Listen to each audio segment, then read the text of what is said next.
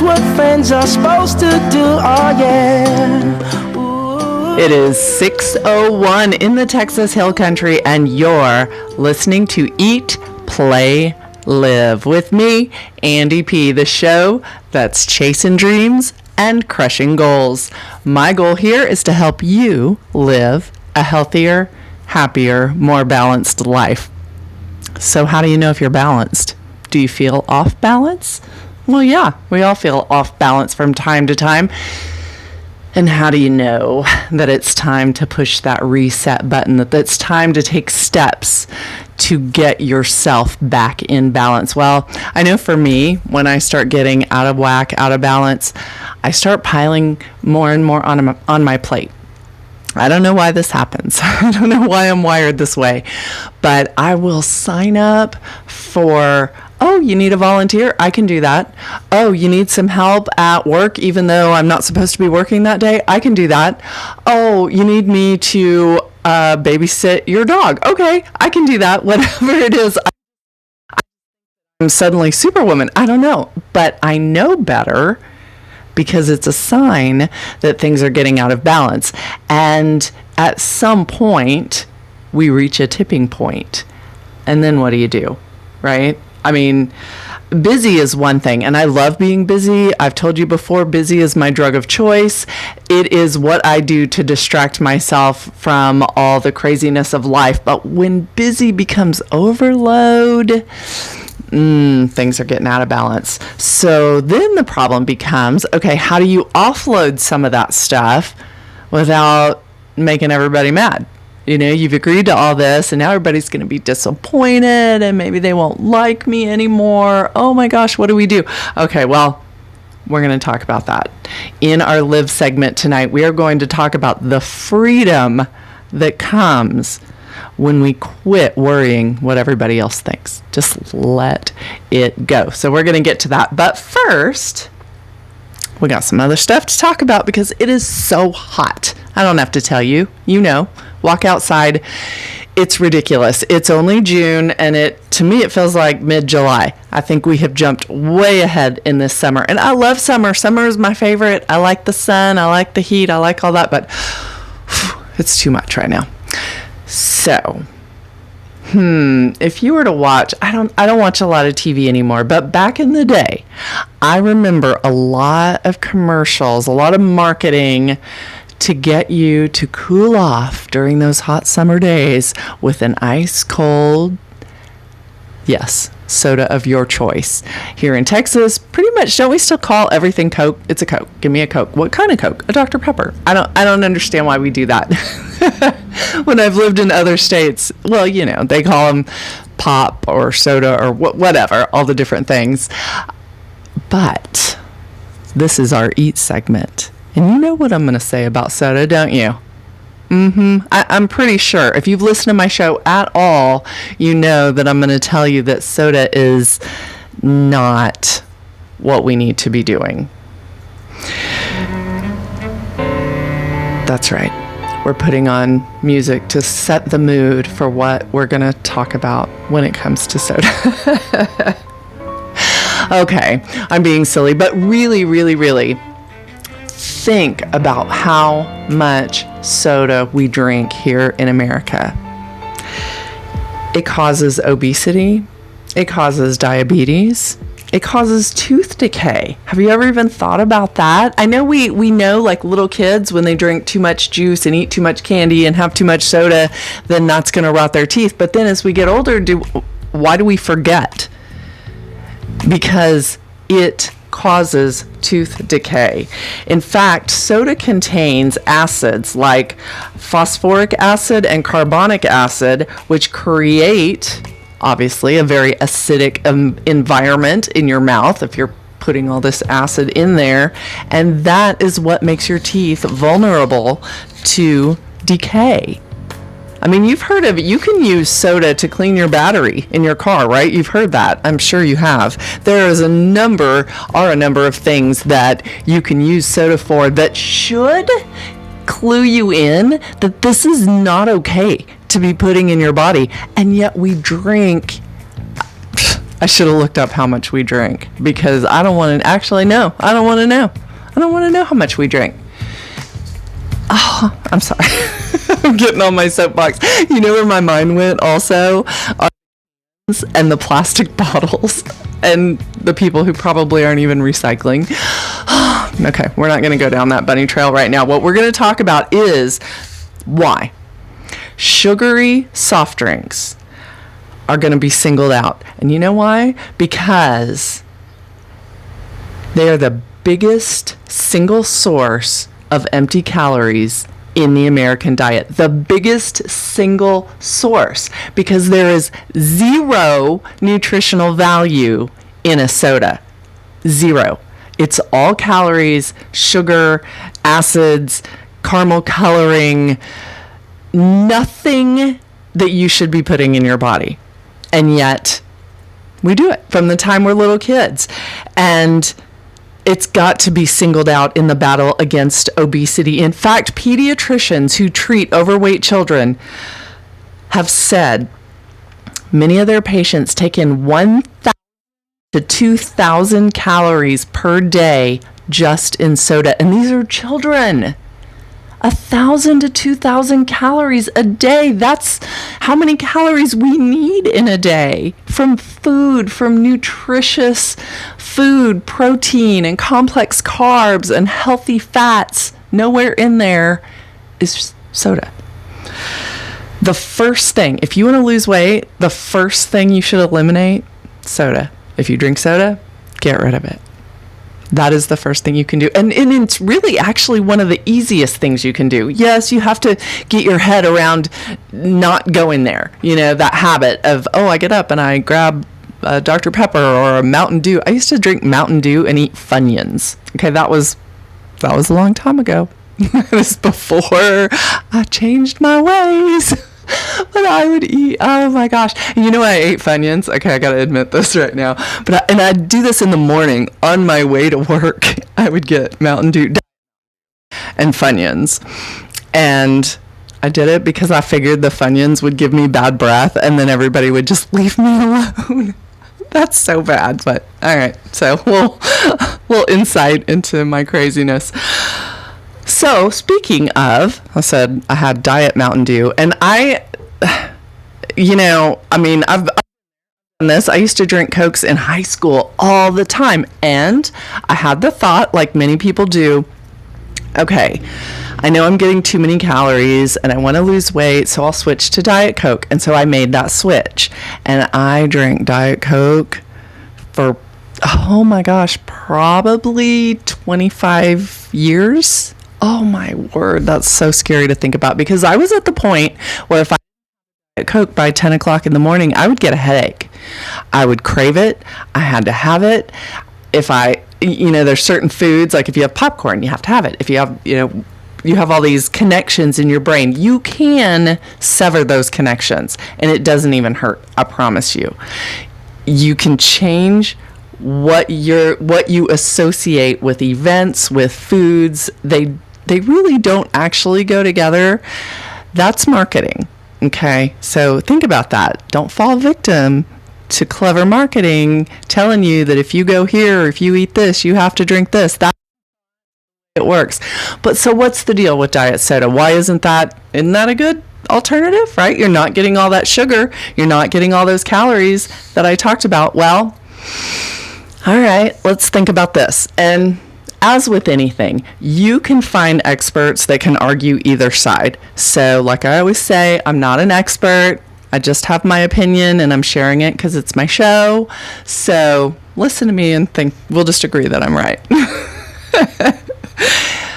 But there have been links to diet soda, heart attack, stroke, memory loss, cancer, and diet soda drinkers aren't any skinnier than regular soda drinkers. Alone, right? People switch to diet soda thinking they're going to save all those calories. Well, there's something about it. It's the artificial sweetener. It's not just something. It actually fools your body into thinking you're hungrier. So you're kind of shooting yourself in the foot. You switch to diet soda and then you eat more. Plus, oh my goodness gracious, when I was in high school, I worked at Swenson's. And I had this girl that would come in. I still remember this all these years later. She would come in and order a hot fudge sundae with all chocolate ice cream and double fudge topping with a Diet Coke. I'm not kidding. So people tell themselves, well, since I'm drinking diet, it's okay to get the fries. It's okay to get the double fudge 3 scoops of ice cream. It's okay to... Oh my goodness, the logic, the things we tell ourselves. What is up with us? What is going on with our brains? So, addicted to Diet Coke. I get it. I understand the pull. But I had a couple of things that made me decide to quit. And one was I had a friend that gave me a lot of information on the link with diet soft drinks, or actually with artificial sweeteners. So I've tried to eliminate those altogether, but that's the big culprit right there. And so the link between that and cancer and the memory loss, I almost forgot that one. I was noticing that I have a hard time remembering things. And, I know, I'm 50 now, but I should not have this kind of fog. So that was really for me, and I don't know how legit all that is. I don't know what all the experts have to say about that exactly, but why not? I knew there was no nutritional value. You can't argue with that. The experts are all going to agree on that. Look at the ingredients. There's nothing in there that's good for your body, and there's probably things that shouldn't even be on this planet. In fact, do you know that the majority of food that we can get in our grocery stores right now, other countries won't import it. They don't consider it food. I am not kidding. Things like Gatorade, they won't take it. They know that's nasty. And the marketing on Gatorade, oh my gosh, yeah, here comes another bunny trail. The marketing on Gatorade has led us to believe that everyone who participates in sports, every sporting event, not only do you have to dump it on somebody's head, but everybody's drinking Gatorade. And we're getting all our student athletes and our kids Gatorade, and it's full of sugar. And no, drink water. Drink water. You don't need all that. Maybe you might need some electrolytes, and you can get things to add electrolytes to your water, but you don't need a branded thing that has been marketed to you. So I'm not even going to apologize for that bunny trail, because when it comes down to it, life is really simple. Just add water. It's not such a hard thing to do, and it's so good. Ooh, that was loud. But you know how much I love this. Phenomena.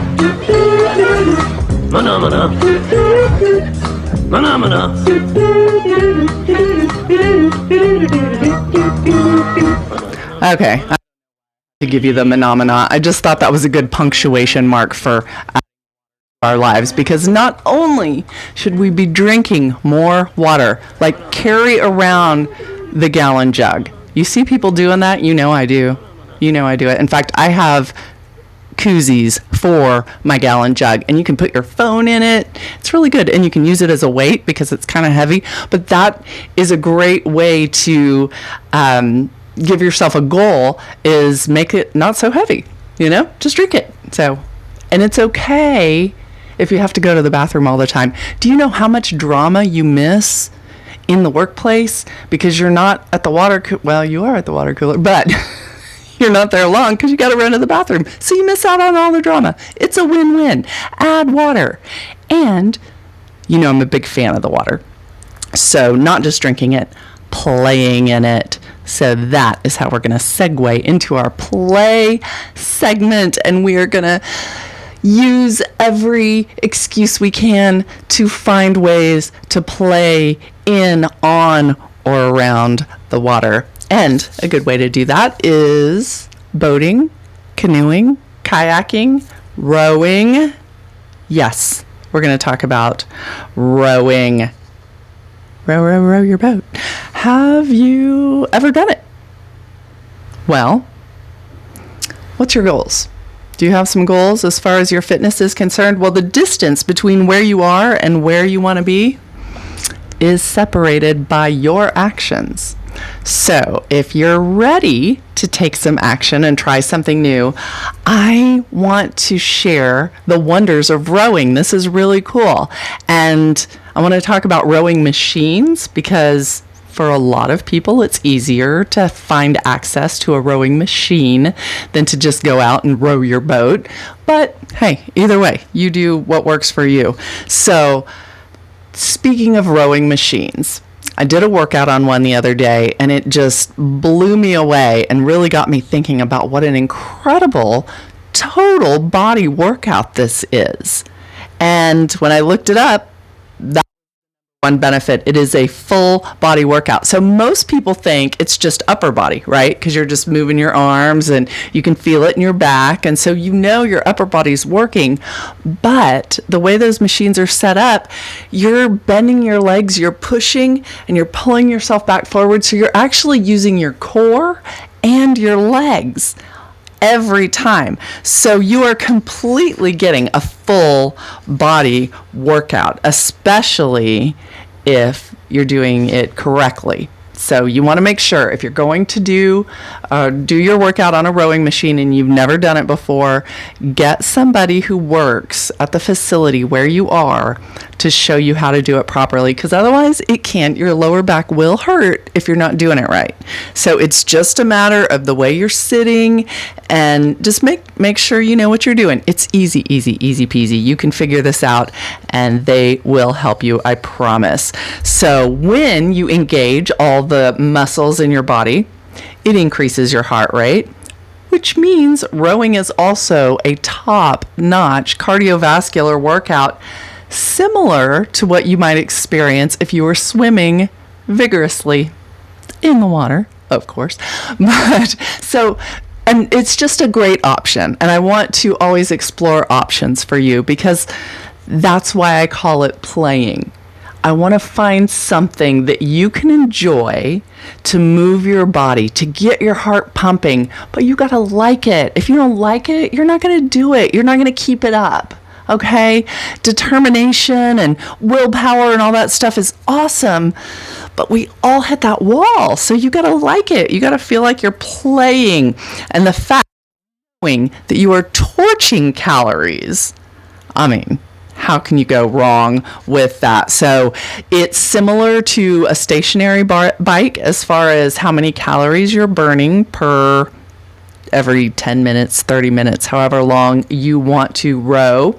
Some of those rowing machines actually have a little computer on there and you can set the button to tell, it'll tell you how many calories you've burned. So if you have a certain amount in mind, like maybe you have a little event you're going to and you might be eating something naughty or drinking something calorie full, like a margarita. They have so many calories, but you can row them away.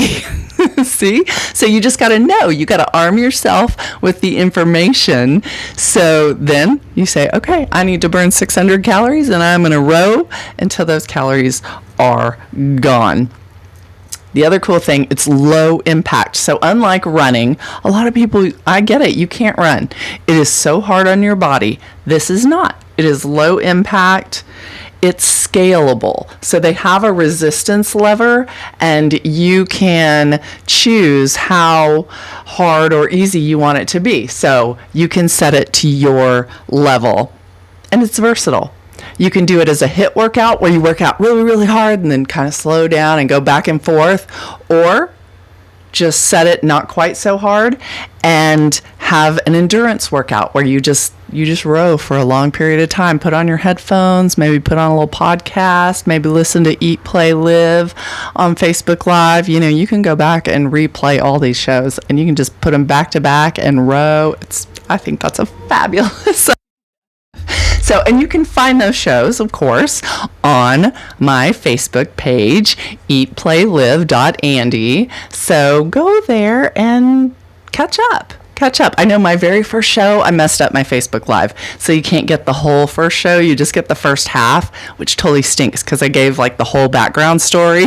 And it's like lead up, cut off. So, sorry. Maybe one of these days I'll have to go back and redo the whole thing. So for those who, that was my first show. Nobody even knew this was happening back then. So we'll go back and catch that up one of these days. But are still on my Facebook, plus lots of nifty little information that I post for you. In fact, a little graphic talking about rowing, and it shows in detail all the muscles that are worked when you row, and you will be amazed at how many muscles we're working when we do that. And then when you are out kayaking or canoeing, you can think about all those muscles because you know, and it's a good way to give yourself a workout in between so that you don't get sore when you're out on the river. You spend a day on the river and you feel it the next day. Wear sunblock too. I'm just going to throw that out there. So, at the beginning of the show, we talked about what to do when people are unhappy with us, right? Or I mentioned, offloading, agreeing to do too much, and then you have to tell people, oh, sorry, can't really do that, break plans, whatever, and then people are mad at you, maybe they're talking about you, and that's hard for me. I don't know if you have struggled with that too, but it's hard for me. I don't like people to be mad at me, and I don't like people to not like me. Oof. But if you live for people's acceptance, you'll die from their rejection. So why don't we worry about loving ourselves instead of loving the idea of everyone else loving us? Did you catch that? Basically, what I'm saying is be yourself. Why? Why do we sacrifice who we are for the sake of what others think? Or our sanity? Like if I've agreed to too many things and I have to start, downsizing that, why would I sacrifice my sanity and well-being and peace because somebody might get upset for half a second? They'll get over it. Be honest and let them know what's up, and they will get over it. And if they don't, that's their problem. It's not yours. How people react to you is their problem. Some people, and this is the thing, this is why you can't take their reaction on you, because some people will hear things about you. In a small town, gee, that never happens. People will hear things about you and they will believe the bad things without a second thought. And they'll share them with somebody. But if they hear something good, they'll question it. Really? I don't know about that. Why do people do that? I guess we just, we love the scuttlebutt. Well, it's not our problem. Other people's perceptions of us are limited. Of course they're limited. They don't know everything. They don't know about that one thing that happened in third grade that made you feel this way, and they don't know. Their perceptions are limited. So why would we let that define us? They think we're this way. Who is going to know better? You know who you are. So just own that, embrace that, be that. I know it's scary. It's scary to let go of what other people think. But you know what is even scarier to me? Looking back 20 years from now with regret for not doing the things you dreamed because you felt scared of failure, you felt scared of other people's opinions, and you were scared of change. Yep. Quick story, I was a theater major in college, and I wanted to be a movie star. That was my dream. It was my dream ever since I was a little girl, and I got to college, and I'm in theater, and they're holding auditions, and it was a musical, and I don't sing very well, so I didn't even try out because there's no way they would have picked me because I didn't sing that well. And then they did Romeo and Juliet, and I didn't get Juliet. And so long story short, I gave up. I gave up because what other people thought, and I was scared of failing. So I changed my major, and I changed it to radio, TV, film, still trying to stay in that Hollywood vibe. And I still wanted to be, you may be shocked to find out that I kind of like attention just a little bit.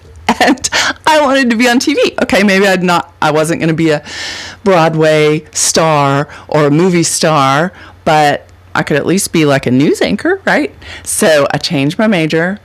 I got a job at a TV station, and I was still scared of what other people thought.